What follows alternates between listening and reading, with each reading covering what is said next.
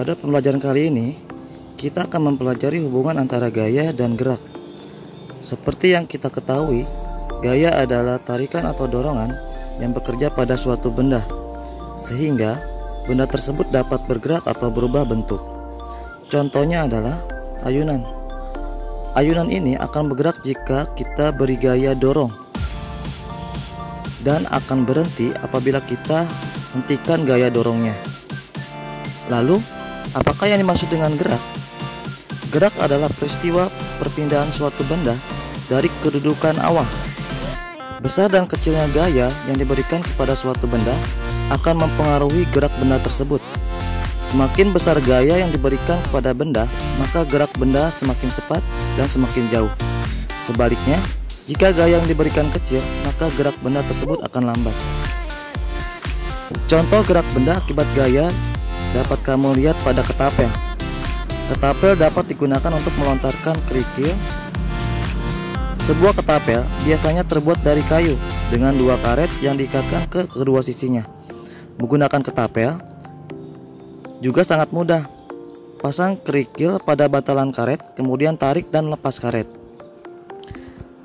Ketapel dibuat dengan memanfaatkan sifat karet yang lentur. Saat menarik karet, berarti kita memberikan gaya pada karet. Akibatnya, karet menjadi kencang.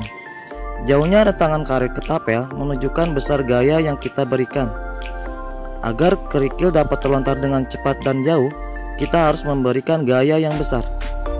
Gaya yang besar dapat timbul jika kita menarik ketapel kuat-kuat. Gaya tarik yang diperlukan akan semakin besar jika benda yang ditarik juga semakin besar. Setelah tarikan dilepas atau gaya dihilangkan, karet akan memiliki gaya dorong. Gaya inilah yang menyebabkan kerikil terlontar dari bantalan karet. Semakin jauh kita menarik karet, semakin besar gaya yang kita dapat. Ini berarti semakin besar pula gaya yang dilakukan karet pada kerikil. Akibatnya, batu akan terlontar semakin jauh dan cepat. Hal ini sesuai dengan penjelasan sebelumnya bahwa gaya yang diberikan dalam hal ini adalah ketapel akan mempengaruhi gerak benda tersebut. Atau dalam hal ini adalah dorongan atau kecepatan dan jarak kerikil.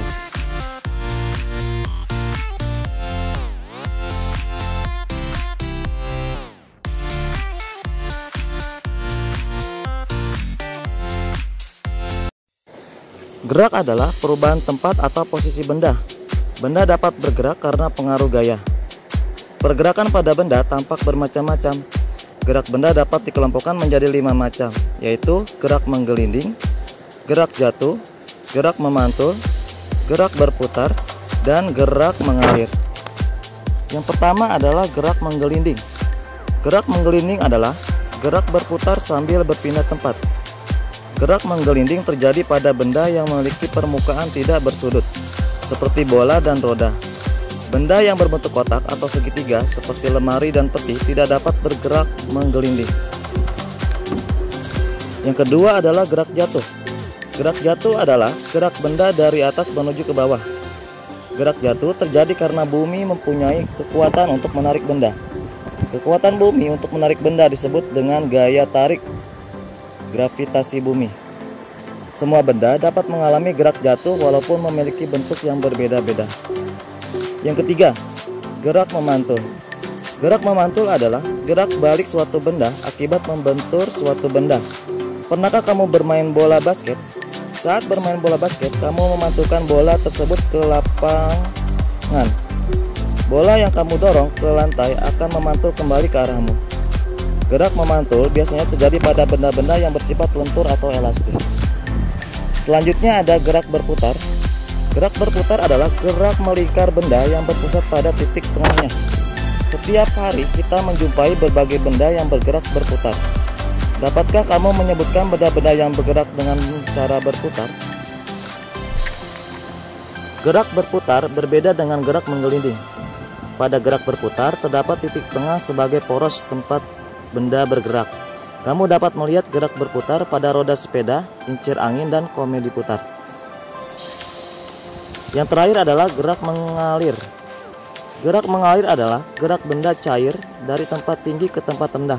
Contohnya adalah gerakan air sungai yang mengalir dari daerah pegunungan menuju ke tempat yang lebih rendah hingga sampai ke laut.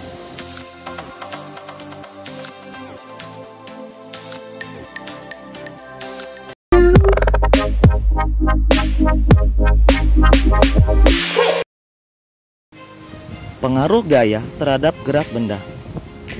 Gaya dapat menyebabkan benda bergerak. Berikut ini beberapa pengaruh gaya terhadap gerak benda. Yang pertama, mempercepat gerakan benda. Cepat atau lambatnya gerakan benda dapat dipengaruhi oleh gaya. Saat bola ditendang pelan, bola pun bergerak pelan. Bandingkan bola yang ditendang dengan keras, bola itu akan melambung tinggi atau terlempar jauh dengan cepat. Gaya dorong yang lemah membuat bola bergerak pelan. Sebaliknya, gaya dorong yang kuat membuat bola bergerak cepat. Yang kedua, mengubah arah gerak. Arah gerak benda dapat berubah akibat gaya. Misalnya, pada permainan softball, bola dilemparkan ke arah pemain pemukul. Pemain pemukul akan memukul bola hingga melambung tinggi. Apakah arah gerak bola berubah? Yang ketiga, memperlambat gerak benda. Beberapa saat setelah bola ditendang, gerak bola akan semakin lambat dan akhirnya berhenti. Mengapa gerak bola melambat lalu berhenti? Gerakan bola melambat karena ada gaya yang menahannya. Gaya yang dapat memperlambat benda disebut dengan gaya gesek. Gaya gesek ini adalah gaya yang terjadi jika ada dua permukaan yang saling bersentuhan. Yang keempat, menghentikan gerak benda. Selain menyebabkan benda bergerak dan melambat, gaya juga yang membuat benda berhenti. Gaya yang membuat benda berhenti adalah gaya gesek. Contohnya, seperti motor yang direm akan terhenti. Jika sepeda motor bergerak cepat, maka diperlukan gaya gesek yang besar.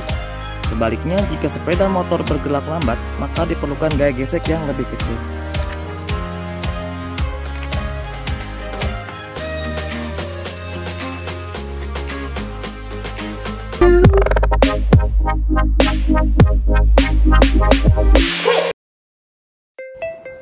Pada pembelajaran sebelumnya, kamu telah mengetahui bahwa gaya dapat mempengaruhi gerak suatu benda. Selain mempengaruhi gerak benda, gaya yang bekerja pada benda juga dapat mengubah bentuk benda. Contohnya, dapat kamu lihat pada proses pembuatan guci keramik. Guci keramik merupakan hasil olahan dari tanah liat. Tanah liat dapat dibentuk sedemikian rupa sehingga dihasilkan berbagai macam produk yang cantik dan menarik. Gaya yang diberikan oleh tangan pada tanah liat membuat bentuk tanah liat berubah. Hal ini menunjukkan bahwa gaya juga dapat mengubah bentuk benda. Semakin besar gaya, semakin besar pula perubahan bentuk benda. Berikut ini beberapa contoh lain bahwa gaya dapat mengubah bentuk suatu benda. Yang pertama, coba kalian amati karet gelang. Bagaimana bentuknya? Lalu tariklah karet gelang itu. Apa yang terjadi? Karet gelang yang semula berbentuk lingkaran berubah bentuk ketika ditarik. Yang kedua, pernahkah kamu melihat orang yang sedang memahat kayu? Kayu yang semula berbentuk gelendong bisa diubah menjadi berbagai bentuk. Ada yang menjadi meja, kursi, mobil-mobilan, patung, dan sebagainya. Yang ketiga, telur yang jatuh langsung pecah karena berbenturan dengan lantai. Telur yang semula bulat menjadi pecah sehingga tampak kuning telur dan putih telurnya. Yang keempat, sama seperti tanah liat, lilin mainan atau plastisin merupakan bahan lunak yang dapat digunakan untuk membuat berbagai benda, seperti berbagai jenis hewan. Perubahan bentuk benda ini dipengaruhi oleh gaya. Yang terakhir, adonan kue adalah contoh benda padat yang paling mudah diubah bentuknya. Jika ditekan dan digulung, bentuk adonan kue yang berisi berbagai bahan seperti terigu, telur, tepung gula, dan mentega akan berubah menjadi bentuk yang lain.